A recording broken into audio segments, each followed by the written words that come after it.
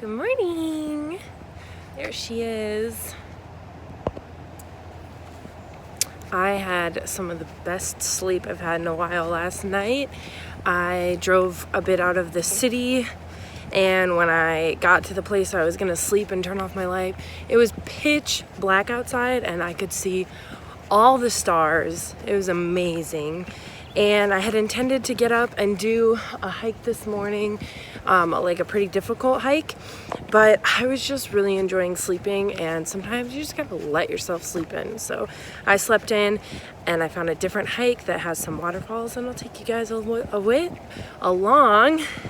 And then in a little bit here, I'm gonna give you a tour of the van and tell you the pros and cons so far that I've discovered about living in the van. So let's do this. So unfortunately, I misplaced my camera, the one I usually use to record some of the better footage. I guess one of the cons about living in a van is, like, if you leave something behind, it's lost. It might be in my van somewhere, I just can't find it right now. But I'm gonna record some footage of a hike that I'm doing today and still give you a tour of the van. So it's gonna be a little bit of a hodgepodge of a video, but I think you guys will still enjoy it.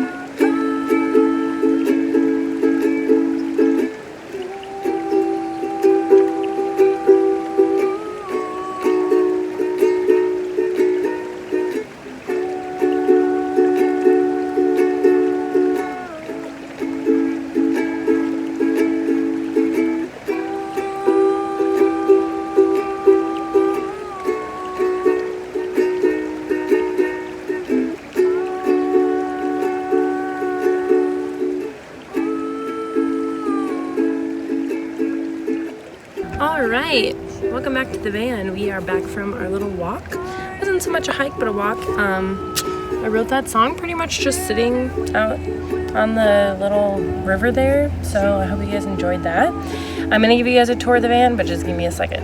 I'm gonna clean it up. It's a little messy.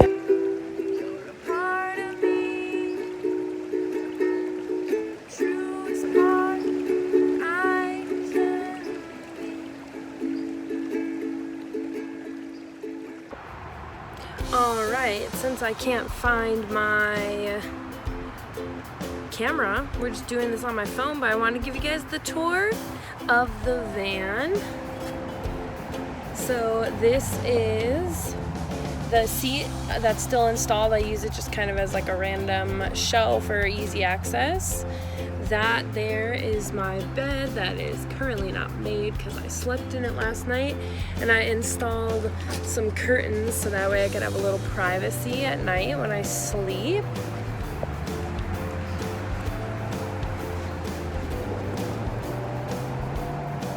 In the back here I have, besides really terrible cameramanship, I have my laundry, some books, and some boxes that I use for storage. Got all my rock climbing stuff, easy access for show. There's another angle of my bed. You can kind of see through that way. And then when we go inside, it's quite roomy, and I just installed today a second set of hangers so that if I want more privacy or like a changing room, there it is. That way it just gives me a little bit more privacy. The windows back there are tinted, so when I sleep, I'm just mostly concerned about people seeing through the front, and then when I leave my car I can always put these ones up so people can't really see what I'm hiding here besides my entire life. So, and a lost camera. But yep, that's it. That's the van. So now that you guys have seen the van, I figured I could talk over some pros and cons of what it's been like living in the van so far. So some of the pros are I always have all my stuff with me, so I can never forget anything. That's awesome. When I go to work, I usually just quick change my car, grab what I need, and go. I am still kind of based out of the area, so I'm not quite always on the go, but wherever I am, it's just nice having all my stuff with me. Some people have asked like where I shower, where I go to the bathroom. Because I am still centrally located, I have a gym membership at the rock climbing gym here, and I just go there and sauna and shower every once in a while if I'm not using like a friend's shower or whatever. But yeah, so sometimes it's nice to just get off work, I go there, I sit in the sauna, I melt, and then I just take a shower and I'm clean and ready for bed. And Mother Nature sometimes provides some really good bathrooms for when I have to pee right away in the morning. Otherwise, I pee like everyone else, just in public places, I guess.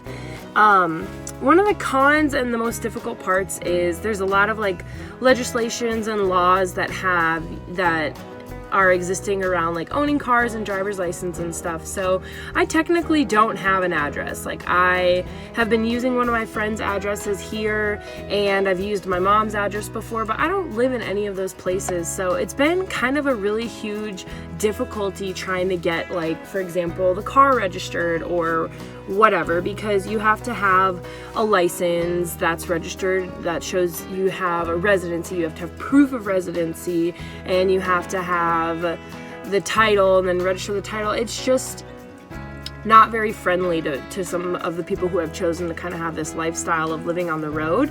So it sucks. You just kind of got to figure it out, which I did. It was just a pain in the butt and a process, but the van is all mine now and it's good to go.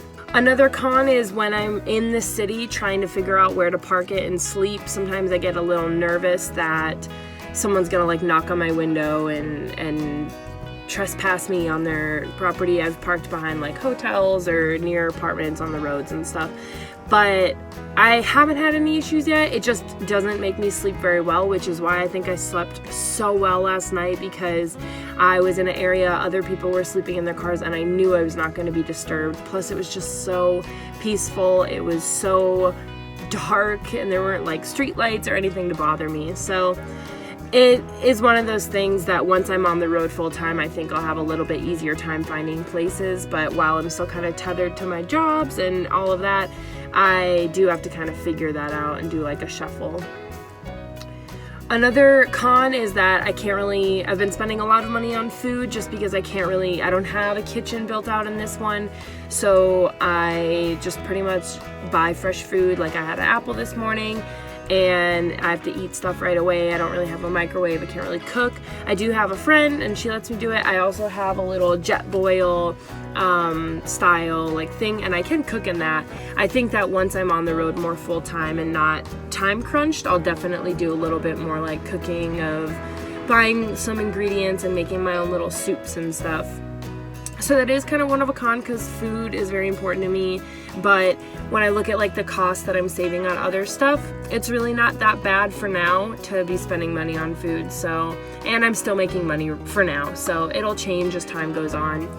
I would say another con of living in this van in particular is that there's no stereo, but that kind of turns into like a sneaky pro because it makes me have to just think more, or like not just listen to music to kind of distract myself from my thoughts. I can just kind of really meditate almost as I drive, where I just try to work through some of those thoughts that normally I wouldn't be like thinking because I'd be too busy singing and stuff. So it's a pro, it's a con, who knows. It doesn't have a stereo, but that's okay. The car runs really well. The con is that the gas mileage, it does not get as good of gas, but the pro is that my insurance will go down. So it doesn't cost as much to insure a 1994 van comparatively. Those are just some of the pros and cons that I can think of off the top of my head. If you guys have any specific questions about pros and cons, or like what it's like living in the van, or what things I've encountered, make sure to comment them down below. Like the video, subscribe, share it, and I'm excited to continue to share what this adventure is like. It feels good to just mostly be back, not on the road, but back spending time in nature. That was something I definitely lost in these past couple months, just working too much. So if I start doing it again, guys, you'll have to yell at me because I have a problem. Like, seriously, I need to go to Workaholics Anonymous.